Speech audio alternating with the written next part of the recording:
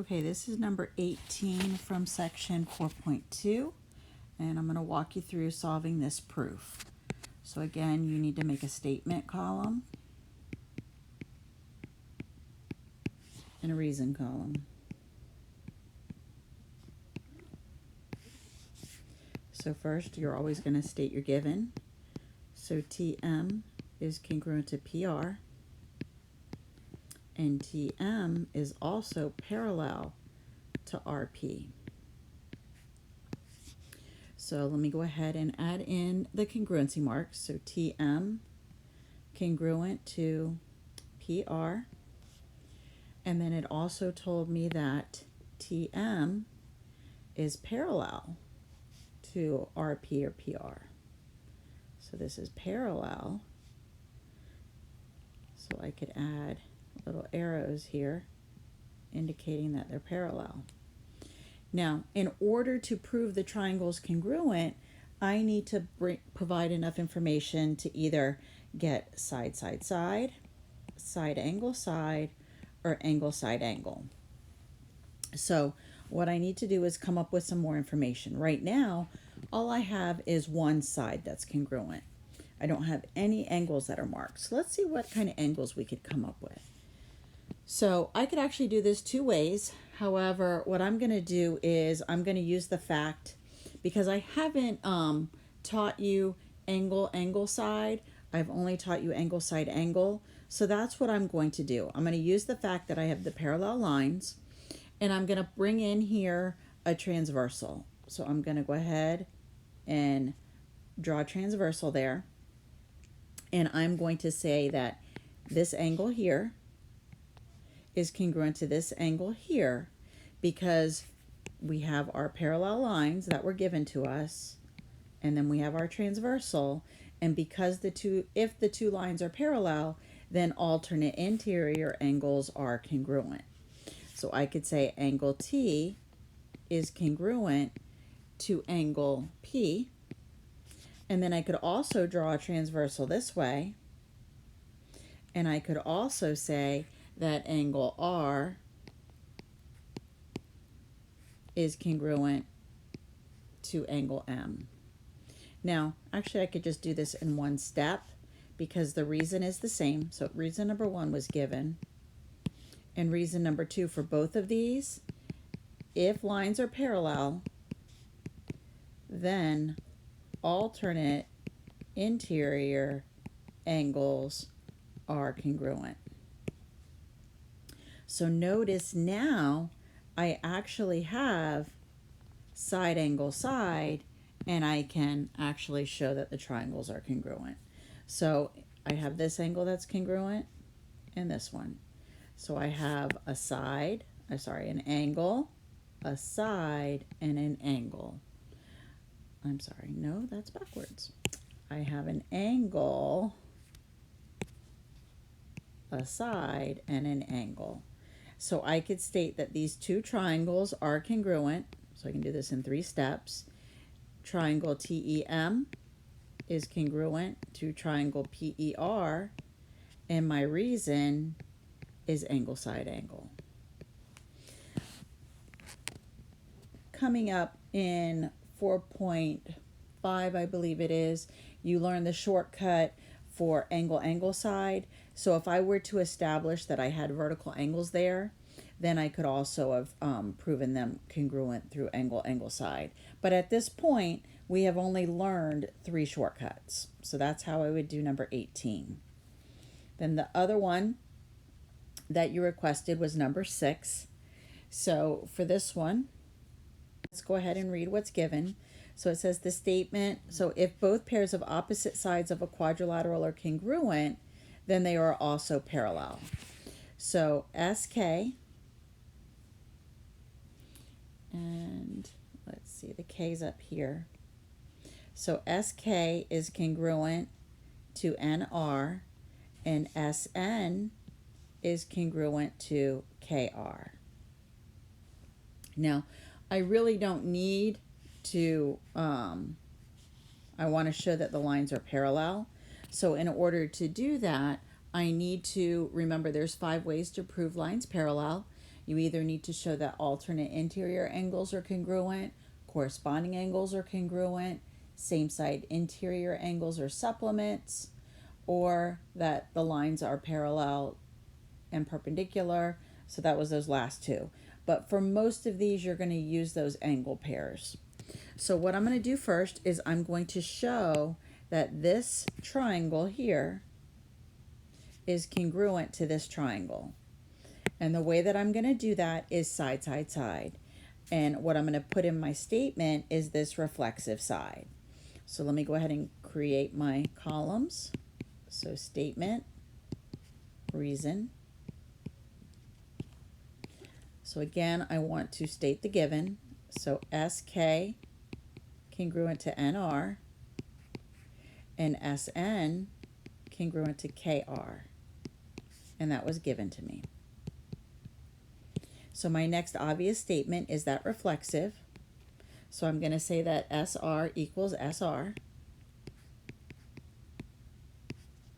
And that's reflexive. Next, now that I have all three sides marked, I could show that those two triangles, the red and the blue, are congruent by side, side, side. So let me go ahead and write the statement. So I'm going to say that SNR is congruent to RKS, and the reason is side, side, side. Next, now that I've proven the two triangles are congruent, now I can go back and use the CPCT, and I can show that I have alternate interior angles that are congruent. Because my goal here is to prove that SK and NR are parallel, and SN and KR are parallel. So I needed to show this one is parallel to this one, and that this one is parallel to this one. So as soon as I bring in alternate interior angles, then I can say that the lines are parallel. So what I'm going to use is I'm going to say that angle 1 is congruent to angle 3, and angle 2 congruent to angle 4. So 4, angle 1 congruent to angle 3, angle 2 congruent to angle 4, and my reason is corresponding parts of congruent triangles are congruent. So now that I've established that I do have those alternate interior angles that are congruent, I can say that SK is parallel to NR and SN is parallel to KR. And my reason is if alternate interior angles are congruent, then the lines are parallel. And that's the proof for number 6. Now let me show you number 14. So again, let's set this up. Statement, reason. Again, let's state the given. PA is perpendicular to plane X. QB is perpendicular to plane X. And O is the midpoint of AB. And that's given. So let's go ahead and see what that does for us. So we want to show or prove that O is the midpoint also of PQ. So let's start using our given. Let's first use this statement right here, that O is the midpoint. So if O is the midpoint of AB, then that tells me that AO is congruent to AB. So AO congruent to OB, and that's definition of midpoint.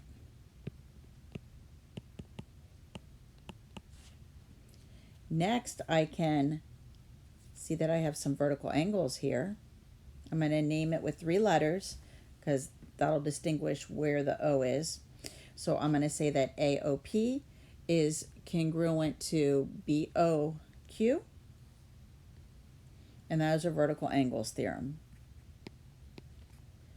So angle AOP is congruent to angle BOQ, and that's your vertical angles theorem. Now, my goal here is to get enough information marked to say that this triangle is congruent to this, and then I can go back and use the CPCT. All right, so right now I have an angle and I have a side. Now, I've also was told that PA is perpendicular to plane X, so that tells me I've got right angles here, and QB is perpendicular to plane X. So this will tell me that angle A equals 90 degrees and angle B equals 90 degrees, and that's definition of perpendicular lines. Now I have enough information and I can prove that these are congruent by angle, side, angle. So let me go ahead and put in my statement. So triangle, let's see what we got here, PAO is congruent to triangle QBO. And that reason is angle, side, angle. Now remember, we were not trying to prove the triangle's congruent, we're trying to prove that O is the midpoint. However, all we need to do now is show that PO is congruent to OQ, and that reason is CPCT.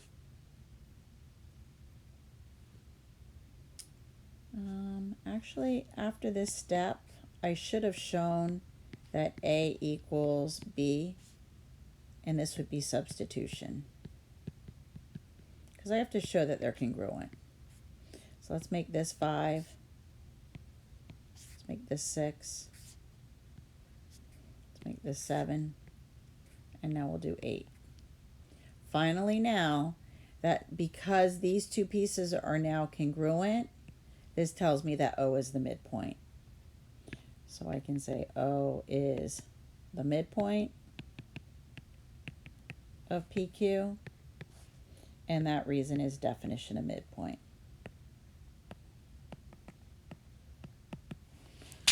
So this proof even took it a step further beyond the CPCT, because it wanted to show not only that the pieces were congruent, but that they were a midpoint. So those were the 3 questions that you had asked for. I'll go ahead and send you this video.